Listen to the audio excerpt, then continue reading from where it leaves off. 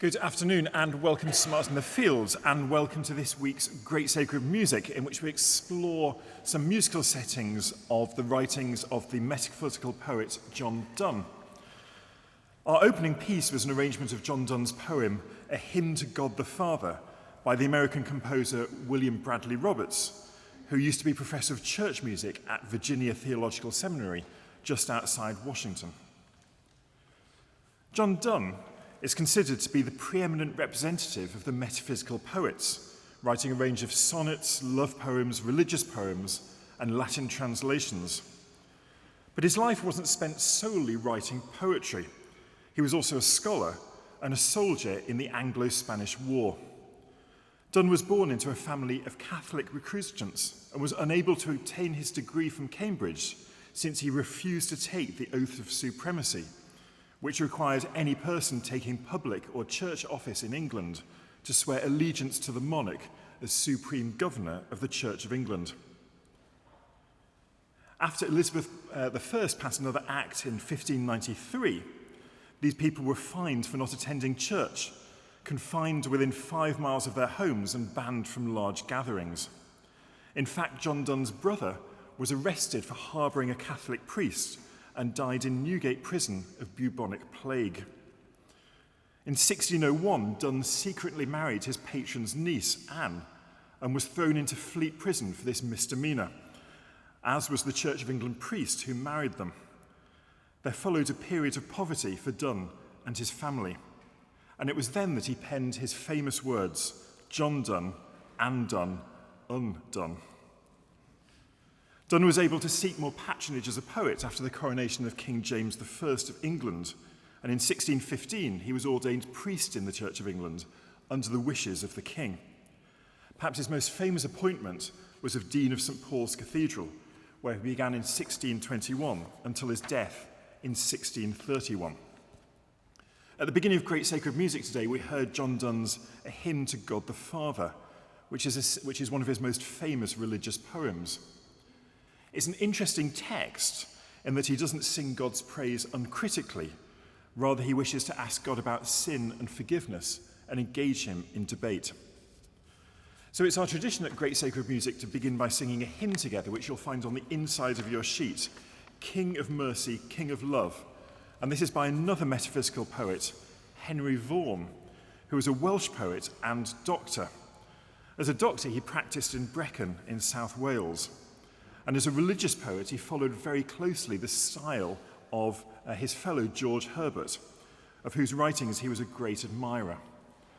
Perhaps his best and most devotional poems were written during severe illness, and several of these have been written and taken as hymns for public worship. The first edition of his collection of poems was published in 1650 and included this hymn, King of Mercy, King of Love. So we'll remain seated as the voices stand and lead. Let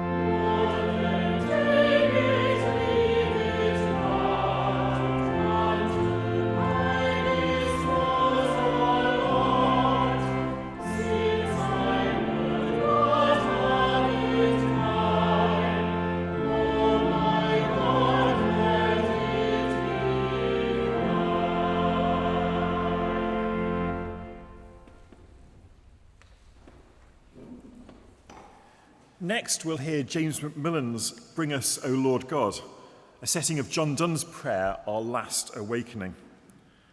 James MacMillan is a Scottish composer and conductor whose Catholic faith has inspired him in the writing of many sacred works. Macmillan's setting of this poem was commissioned in 2010 by Schola Cantorum of Oxford for the choir's 50th anniversary, in memory of Lydia Corfe Press, a member of the choir who was also a former choral scholar here at St Martin in the Fields. Bring us, O Lord God, at our last awakening, into the house and gate of heaven, to enter into that gate and dwell in that house, where there shall be no darkness nor dazzling, but one equal light, no noise nor silence, but one equal music.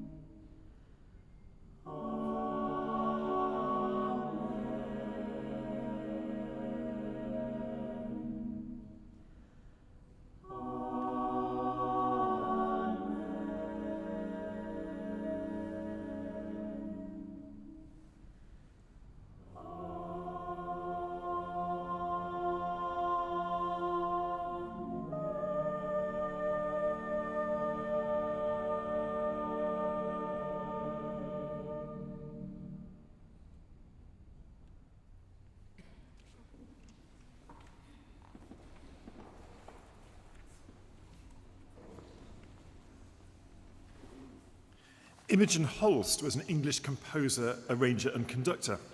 She was the only child of the composer Gustav Holst and is particularly well known for her educational work at Dartington Hall in the 1940s. In the early 1950s, she became composer Benjamin Britten's musical assistant, moved to Aldborough, and helped with the organisation of the annual Aldborough Festival before becoming joint artistic director in 1956. Her compositional activity was limited. Much of her music remains unpublished and unperformed, and she's received little critical attention. She did, however, arrange many folk songs and composed instrumental, vocal, orchestral and choral music in the early and late periods of her career. Holst's choral work, A Hymn to Christ, is a setting of John Donne's A Hymn to Christ at the author's last going into Germany. The poet wrote this hymn as he prepared for a sea voyage, not fearing death by wreckage because of his faith in God as protector. After that, Sweet Stay a While by John Dowland, who was an English Renaissance composer, lutenist and singer. He toured Italy and Germany before being appointed royal lutenist at the royal court of King Christian IV of Denmark. Dowland and Donne were contemporaries living in London and were familiar with each other's work. Indeed, Dowland was one of the first to set John Donne's poetry to music. This setting of Sweet Stay a While was set in 1612 as part of a collection of lute songs called A Pilgrim's Solace. So two pieces, Imogen Holst's A Hymn to Christ and John Dowland's Sweet Stay a While.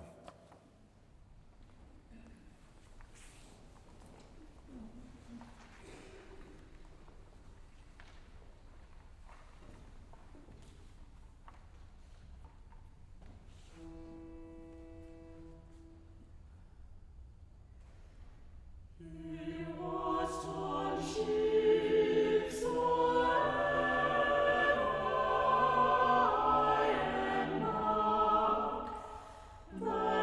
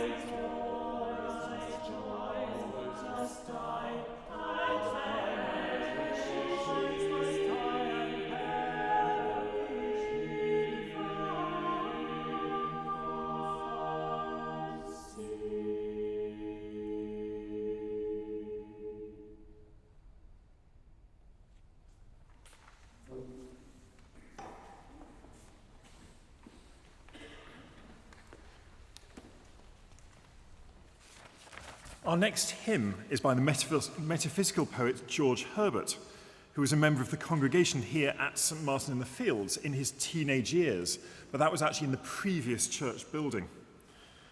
The God of Love, My Shepherd is a hymn based on Psalm 23.